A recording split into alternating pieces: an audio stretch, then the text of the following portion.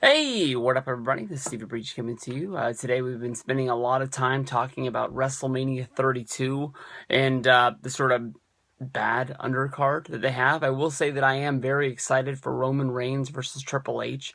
As a big Triple H fan, each and every year, I've always looked forward to Triple H wrestling because I never know when Triple H is going to have his last match. More than likely, with Triple H moving into his new role with WWE. I can see him wrestling, once, maybe twice a year, a lot like Vince McMahon did, and sort of taking over that role of, basically being the heel or the babyface guy who's going to stand up for WWE and, wrestle that one big match and most of the time get his ass kicked. More than likely, Triple H probably is going to have his last win as a wrestler at the Royal Rumble 2016. I don't really seeing him win a lot of singles matches from this point out in his career, but Triple H has always been that number one guy to me, so, seeing Triple H show up to WrestleMania, being in the main event, that is pretty cool to me. But when it comes down from there with the injuries to Cena, Cesaro, Rollins, lots of guys, even like legends that might have been returning for one more match, like Sting, not being able to be a part of WrestleMania 32. It definitely is sort of making the mid-card of WrestleMania a little bit of a confusion. Some people are thinking we're going to get an AJ Styles versus Jericho match. Some people are thinking that we're going to get, Brock Lesnar versus Bray Wyatt and this, that, and the other, but I don't know. A big thing that WWE is really banking on for this year's WrestleMania is hoping that the cards come down on the table and they're dealt a good deal. And John Cena is going to be coming back from his shoulder injury sooner than we hoped. John Cena has always been a man of mystery when it comes to his injuries.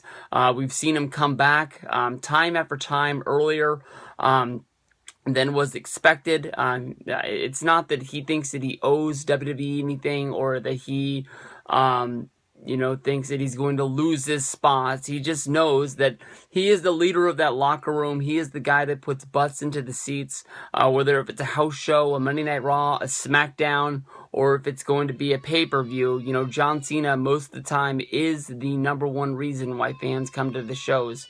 And, I don't know.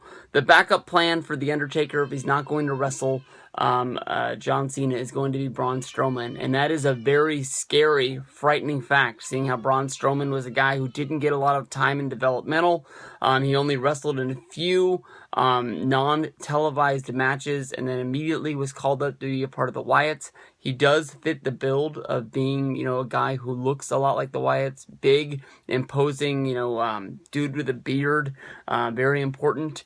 And, instantly was looking like the new, I don't know, I was gonna call him Andre the Giant, but I guess maybe you can say more like, Mabel from Men on a Mission, just a really big man that, like when he came into the Royal Rumble this year, you knew that he was going to be a force to be reckoned with. But honestly, when it comes down to it, Undertaker going up against Braun Strowman brings up a lot of memories of, Undertaker versus Giant Gonzalez at WrestleMania 9, and the fact that Vince McMahon loves Braun Strowman and would love to see this guy do well. Are they going to do the same finish of WrestleMania 9? Turn it on the WWE Network. It's not the best stuff. The match ends and Undertaker doesn't even get a clean win. It's very debatable if he lost the streak that day. But the match is basically thrown out when the Giant Gonzalez kicks too much ass. And I guess they give The Undertaker the win over the history of time. But we'll see. We're all hoping John Cena's shoulder heals up fine. A lot of the pictures that he's been taking with Nikki Bella seems like the guy is just honestly as big as ever. And if this guy has shoulder injury and he's not really working out, you would think that those muscles would go down. And they're not. He took the picture on Instagram basically saying that he can only lift about 75 pounds. I don't believe it. We'll see what's going down WrestleMania 32.